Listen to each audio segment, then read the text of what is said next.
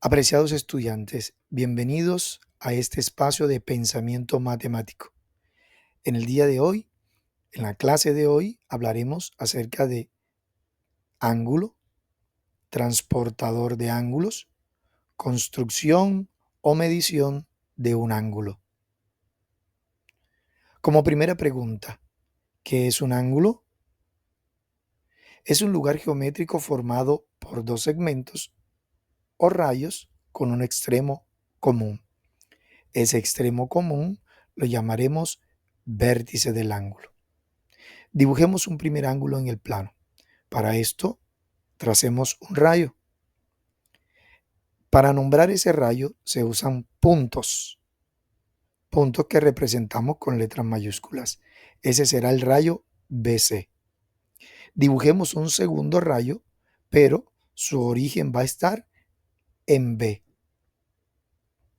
Ese es el rayo BA. El vértice del ángulo es el origen común, o sea, B, el punto B. Para nombrar este ángulo usamos las letras que hemos utilizado para nombrar los rayos. Por tanto, el nombre de este ángulo es el ángulo ABC. La abertura de este ángulo la representamos con ese arco en verde.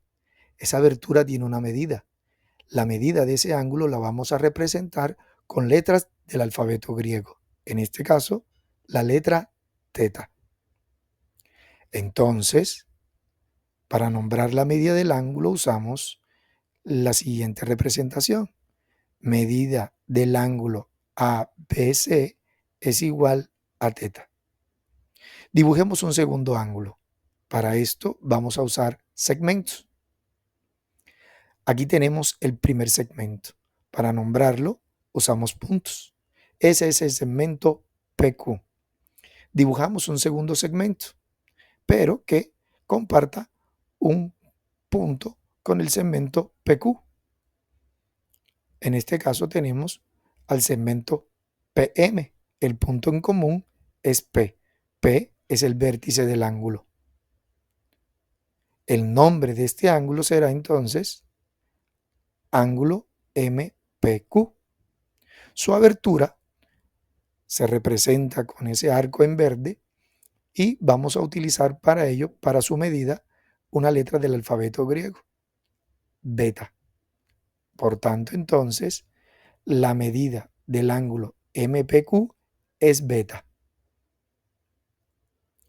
¿Qué herramienta se usa para medir o construir un ángulo? Para medir o construir un ángulo, se utiliza un transportador de ángulos en grados sexagesimales. Tenemos varias presentaciones del ángulo, del transportador de ángulos.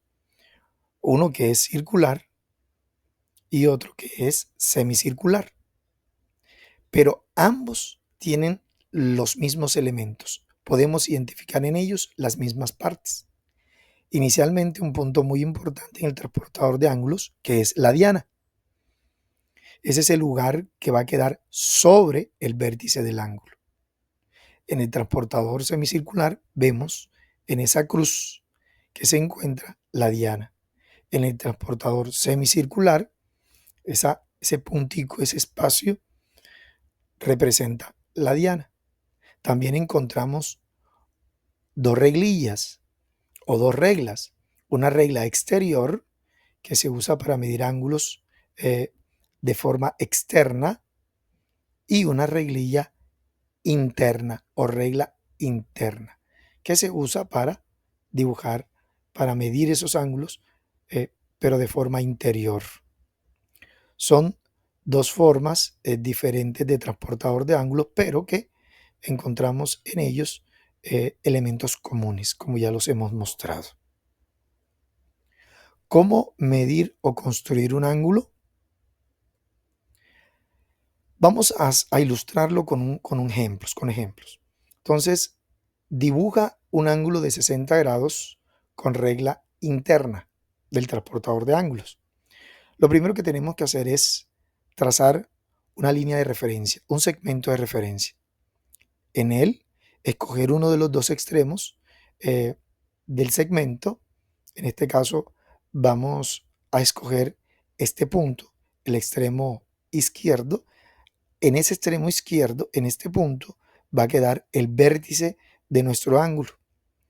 Sobre ese vértice, sobre ese punto, colocamos la diana del transportador de ángulos con el cuidado de que el segmento, de que la línea pase por 0 o 180 grados en las reglas del transportador de ángulos. Ahí lo tenemos.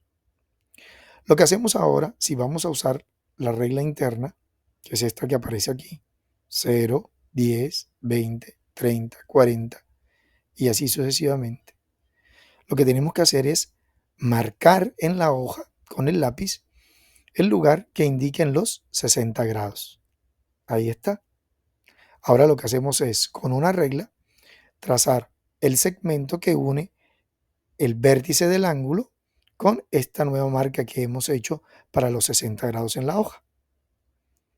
Ahí está ya dibujado nuestro ángulo de 60 grados con el transportador de ángulos usando la reglilla interna del transportador de ángulos. Al retirar el transportador de ángulos de la hoja, nos queda el ángulo de 60 grados.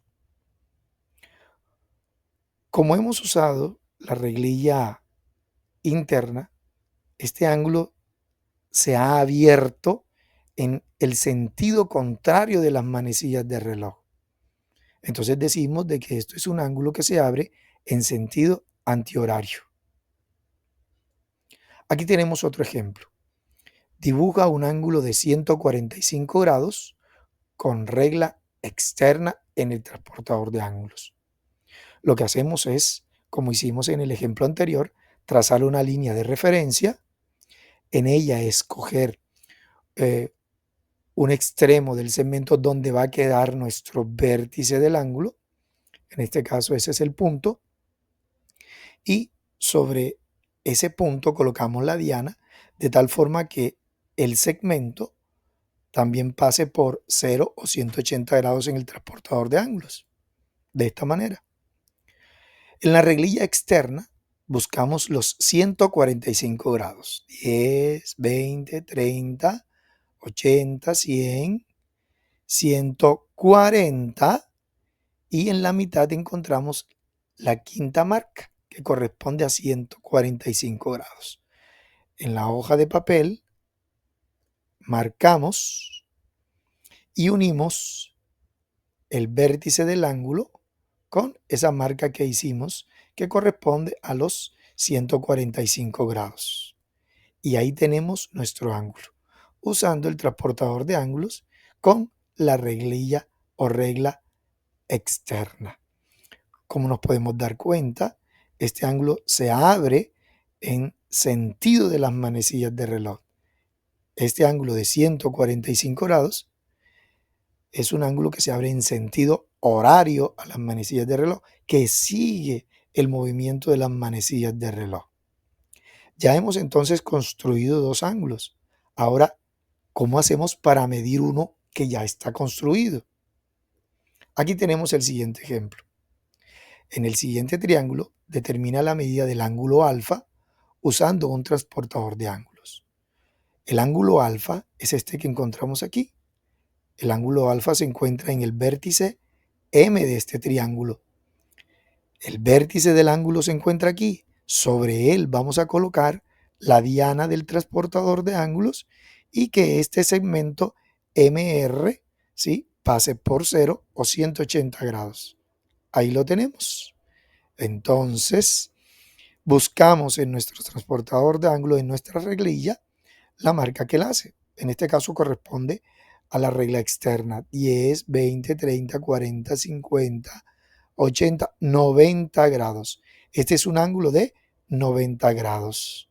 Alfa tiene una medida de 90 grados. Hasta aquí la clase del día de hoy. Espero que haya sido de su agrado. Gracias por estar en este espacio de pensamiento matemático.